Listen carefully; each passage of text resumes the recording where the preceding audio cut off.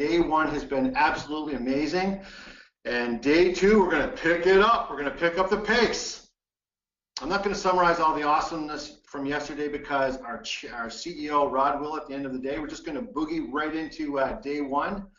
And let me see, move forward with my slides. And I'm going to introduce our very first speaker today. Technical difficulties. We have some adversity, folks.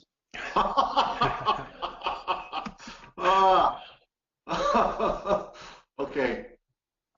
I'm at our head office here in Bobcaygeon, and we have our technical crew in the background. They're probably in the other office saying, hey, someone should get in there with Derek. He doesn't know what he's doing with the controls. I normally do, but you know what? Adversity. You may be thinking, are you just doing that to kind of set the tone to show us about adversity? No, but I will use it as an example. Here's the thing about adversity. Sometimes you have the opportunity to stop it in its tracks when you're doing something like giving a presentation and things don't go the way you expected them to go. When you agree that everything is a lesson, everything is a result that can be a teachable, there's never any reason for you to get into that fight or flight response. You know what, that's taken me a long time to figure out, and hopefully a lot of the content we're presenting today will help you kind of solidify that in your own consciousness. And Dai is a thought leader. He's an author, he's an executive coach, he's a performance coach, he's a fitness coach. He is one of the founders of an organization called Fitness Town, which sells fitness equipment, and he's the author of the awesome book called Whole Life Fitness Manifesto. I highly recommend it. And he is doing something that we're going to talk about later on today. He is promoting his expertise. You can't just have expertise and expect people to come to you. You have to get on your soapbox and you have to say, hey, world, I'm here. I have a solution. I have a process. I can help you. And no one's done that better than Dai. And he's a regular featured contributor to magazines like Forbes.com, the Huffington Post. My goodness, he's out there. And I think one of the reasons why he's so passionate about what he does is because of what he's gone through. And we've learned yesterday that it's what you go through. It's all those difficulties, all that adversity that ends up being your teachers and delivering the perspective that allows you to show people what to do and what not to do. So with that said, I'm going to turn it over to a very exciting, very qualified, and brilliant human being, Dai Manuel. Take it away, my friend. Thank you, Derek. And thank you, everyone, for tuning in. This is quite the opportunity, and I have to just take a deep breath for a second. I'm humbled just to have the opportunity to be here today, but also to speak on something that I don't openly talk about on a regular. I do, but I don't. It's something that's more, well, like anything. Overcoming adversity, right? And I think a lot of us who work with clients or have been through some similar situations, we've had some fantastic growth opportunities, some experiences in life that have really propelled us forward. But I think it's very clear that there's been moments in every one of our lives where we come to a milestone or a split in the road, and we know that this decision will forever impact the rest of our life. And today I'm just going to share with you a couple of those milestone moments for myself and where things could have potentially gone, and I'm very grateful they didn't, but it was pretty close. You know, a life free of addiction, right? It's a word that we hear used a lot, and to be honest, I wasn't someone who was really familiar with the idea of being addicted, because for me, I didn't like that idea that I had no control over something. And so when I'm sharing some of the things that we're going through today, realize that we may have a different idea of what addiction means. We also might have a different idea of what a free life means. Because obviously if we apply that idea of addiction being something outside of our control, that wouldn't really mean that we have a free life, does it? And I think it all sort of started with a question.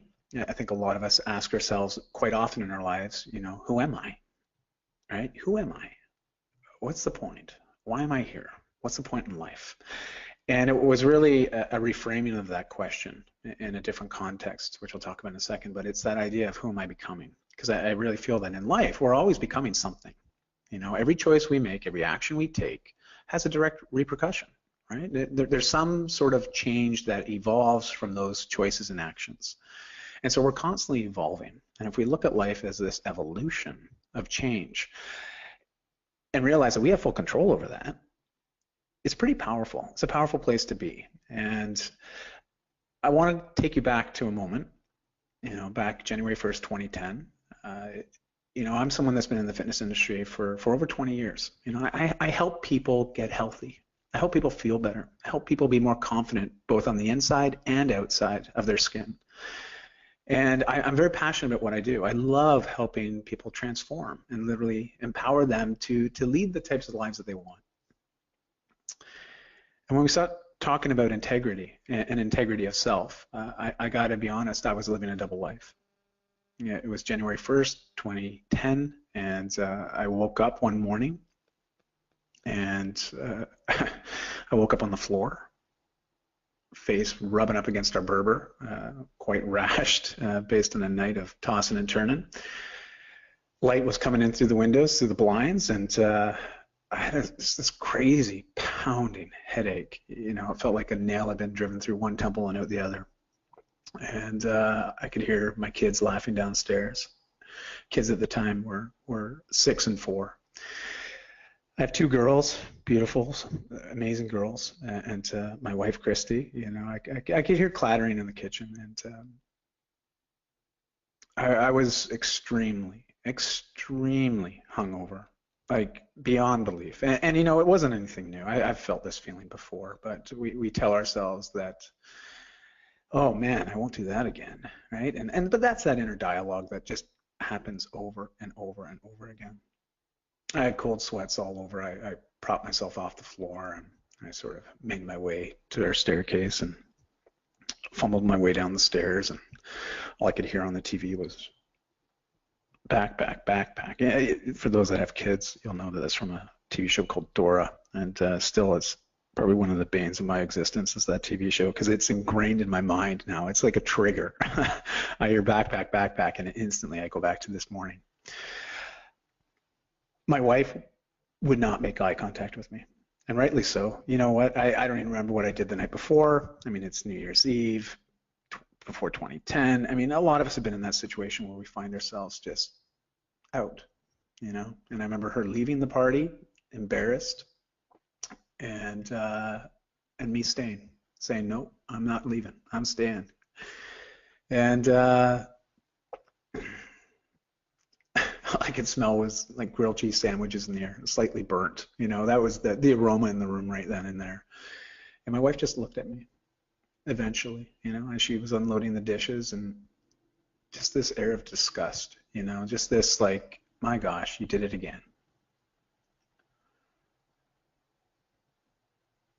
I've never felt quite that way. Like we've been in that situation before quite often. And there's just something in me as my kids looked at me, I felt so out of place, so out of whack, just constantly questioning, why am I doing what I'm doing? Who have I become? Who am I to be in this situation, to deserve this life? And I got to say, at that exact moment, I woke up. I felt awake. I felt very aware of my situation, like hyper aware. Even though I had this splitting headache, I had cold sweats, I just felt everything was there at that moment, and I had a choice and the power to do something. I of course apologized to my wife profusely. Like I think some of us have probably been in those situations where we feel like, we really got to apologize. We have to apologize for, of course, being that guy again. It was easy for me to always blame external situations. You know what? It was the party. It was so-and-so feeding me drinks. It was always somebody else. It was never me.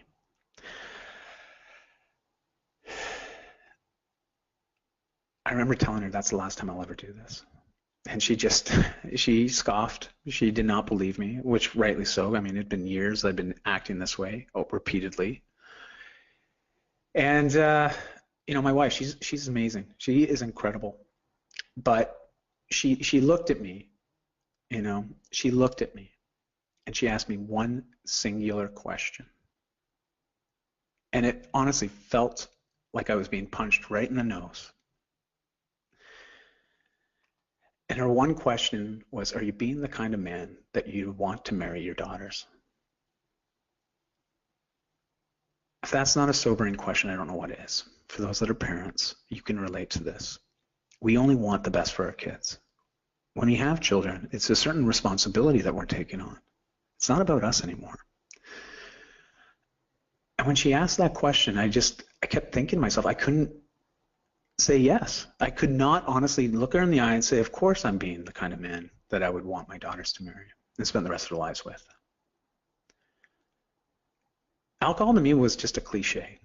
It was just a way, like an anesthetologist that uses drugs to numb their patient. For me, alcohol was just that numbing agent. It was literally just a way for me to escape everyday life, and it becomes such an everyday occurrence that I just never got away from it. You know, it became my crutch. It was my crutch.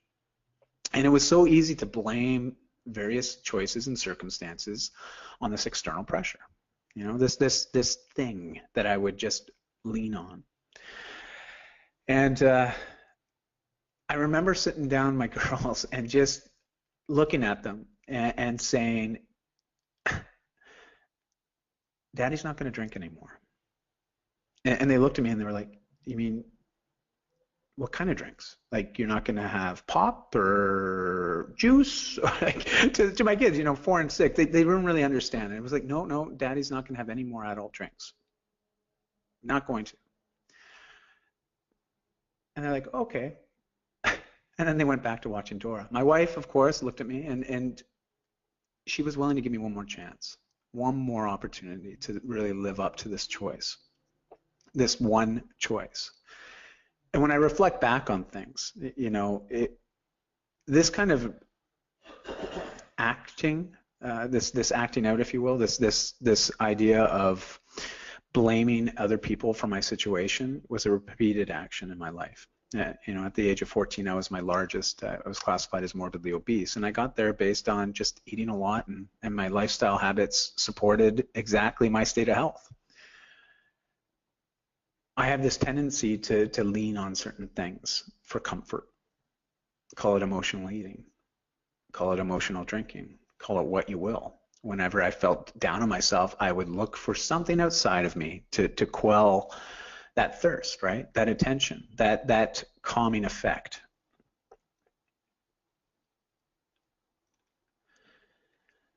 It was Einstein that said, insanity is doing the same thing over and over and expecting different results. And at age 14, I realized that the only person that could help me make a change was myself.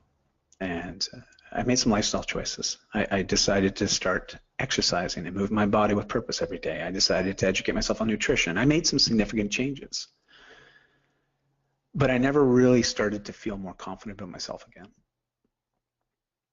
I felt quite down on myself. And I think a lot of us find ourselves in these situations where we try to change the outside, but we forget to focus on the inside.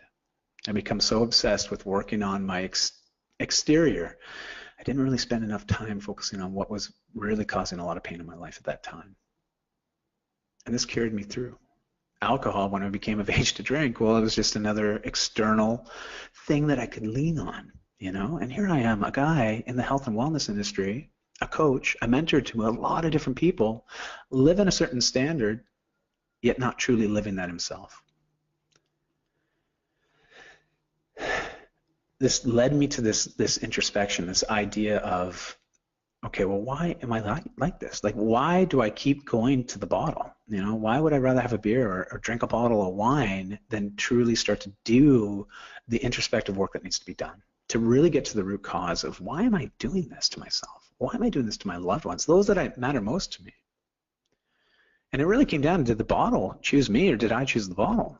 It seems very simplistic, this simple statement, but that's what it came down to. And I started to do some research, and I'll be honest, I went to some AA meetings. I saw it outside. I thought I had a really bad drinking problem. I thought it was out of my control. I thought it was all about the bottle. But when I started to go to those meetings and I realized that the whole tenet of AA is that I am powerless to my addiction, that didn't work for me because I felt very aware that I was the one making the choice every time. I was the one picking up the bottle. I was the one choosing to do what I did. I was the one choosing the bottle. As I started to do more research, and this is, I think, us as coaches or us as mentors or us as people that help other people, right? I think there's an underlying passion that we all have, and that's why we're here today, right? We have this idea that we want to help others overcome adversity. And as I went through this process of just trying to learn, I came across Baldwin Research Institute as well as St. Jude Retreats, and they have this interesting model called the freedom model. And there's basically 3 vital, natural, undeniable, and universal gifts all humans possess internally. And they believe this at birth, right? And the first one is the positive drive principle. And why I'm sharing these 3, because when you start to realize this model, this idea of self-discovery and introspective, but really taking ownership for ourselves, you realize that we're all in this situation to some level or another. This principle is the basis that all internal human motivation, including yours, and it basically states all people always move in the direction of what they believe will make them happiest at every given moment in time.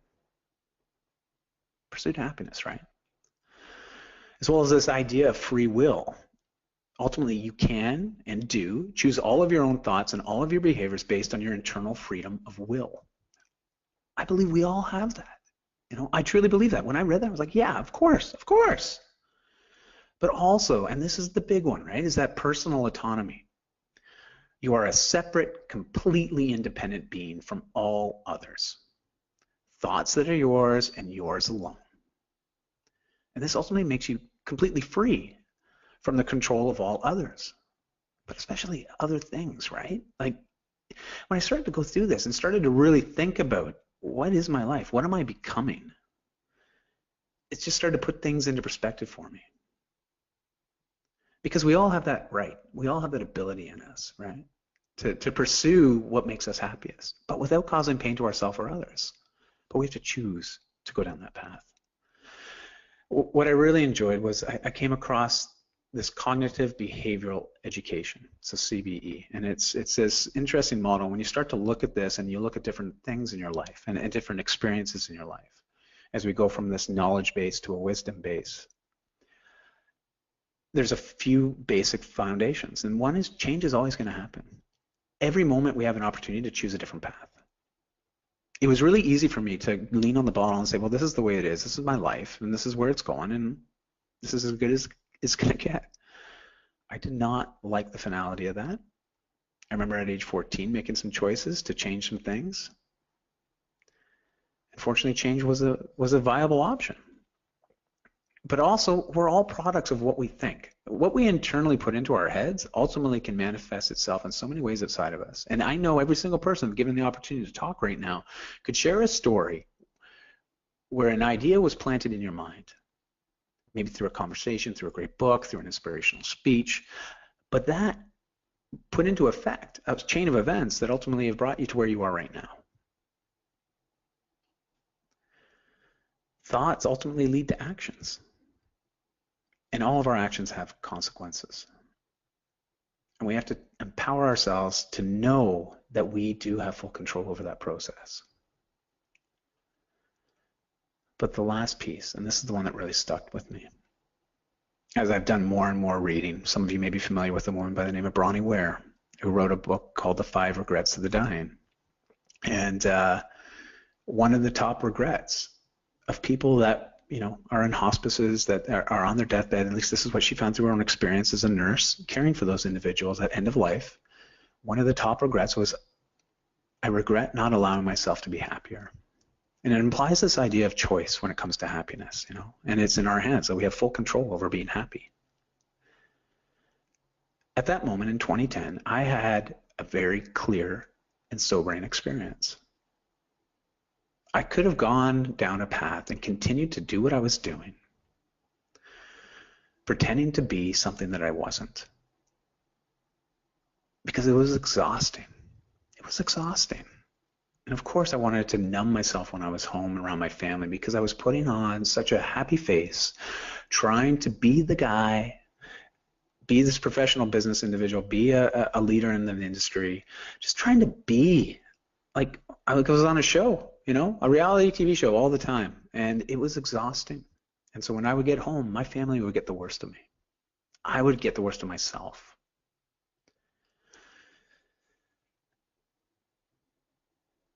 What was really useful, as I said no more, and I made some choices, not out of necessity because I wanted to, was I basically took an inventory of myself at that moment. I took an inventory of what did I truly believe to be true to me. Some of my beliefs are that family is one of my pillars. But why wasn't I acting like that? Why wasn't I treating them like they were one of the most important pieces of my life? Excuses versus habits, Anytime you have, anytime I basically would use something, and when I say use something, use an external reason more than once. If I used it more than once, I knew that was a habit, right? Bad habits in disguise come as excuses. They really do. And if you're using the same excuse multiple times, that's really just turning into a habit, isn't it? And when I started taking inventory of what I was using as excuses versus what were truly habits in my life, I was able to start to make some changes, some choice, right? Some different actions. I also looked at my association. I looked at who were my spheres of influence, who was having a direct effect and influence on my life at that moment. Who are my mentors? Who are my coaches? Who are my friends? And when you start to look and start to truly try to understand their motivations, but also who they are in life and who are they becoming, you can start to make different choices. And I made some significant choices and significant shifts and pivots in my life that day because I knew I had to. For me to become the person I wanted to be, I had to make some different associations. And ultimately, the promises we make. It was one thing to make a promise to my kids, to my wife, that I wasn't going to drink anymore, but that day I made a promise to myself that this is the life I'm going to lead, this is the type of man I'm going to be, and I'm not going to have any more excuses. Ultimately, what motivates somebody to change? And as we come to sort of the end of this, there's a quote by Stephen Pressfield, which is from The War of Art. At some point, the pain of not doing it becomes greater than the pain of doing it.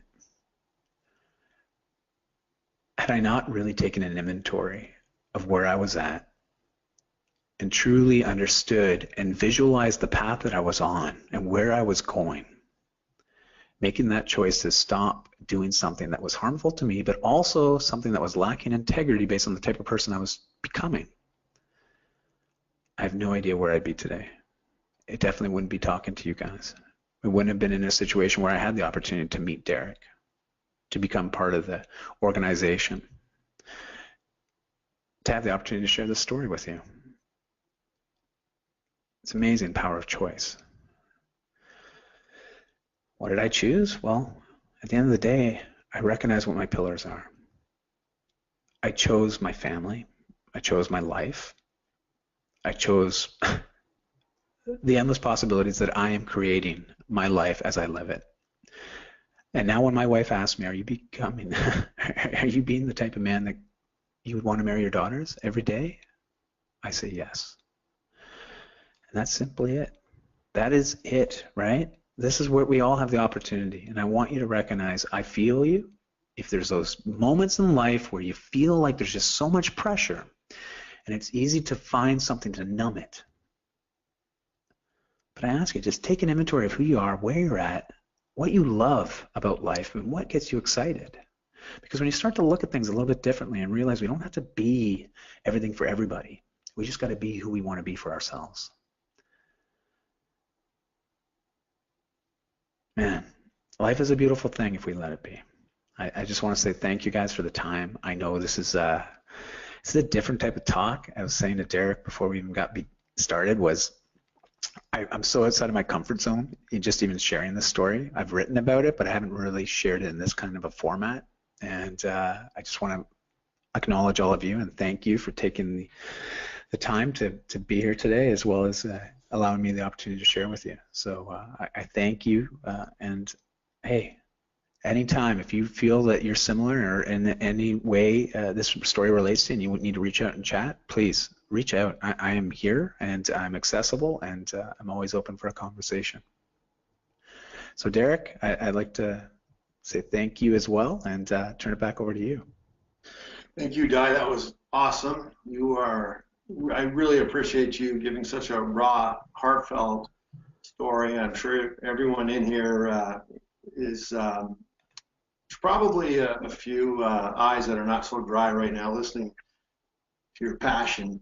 I'm looking at Marcia. She's one of them. And, it was just amazing hearing that story. Absolutely. And it's amazing also how you've turned that point in your life on January 1st, 2010 into the turning point in your life and used it as fuel to inspire other people. And again, it really confirms what the primary message, or one of the primary messages of this weekend is all about, and that is those dark points in your life have so many lessons, so many nuggets, so many bricks to build that foundation to serve others, to find your purpose, if you see it. I mean, we wouldn't wish these events on anyone, but in those events, if you see it, there's an opportunity to serve others and to serve a cause and to rise above those situations to become your best. And a big part of coaching is allowing people to make better choices. And you hit the nail on the head when you talked about that. Coaching is about teaching people to be aware in this moment. Dai won't mind me sharing this with you. Before we started, I don't know if you guys heard us or not, but he was sharing the fact that he was a little bit nervous sharing this story. And I could understand why, because it is such a heartfelt, personal story. But again, at the essence of successful coaches is that willingness to be vulnerable and be transparent. And you know what? There's something liberating. And Dai, I'm sure you feel it right now. There's something liberating about being transparent. Look, this is who I am. This is what I have gone through. These are my blemishes, my warts, my scars. And this is what I've learned. And this is what I've chosen. And this is who I am because of it. Yeah. Any thoughts on that, Dai? Yeah, absolutely. It's I feel better now. Awesome. I'm going to give you a virtual hug. Okay, here's a virtual hug. There you go. Nice. Oh, thanks. Reach around. He's a big guy, so I really had to give double the effort there.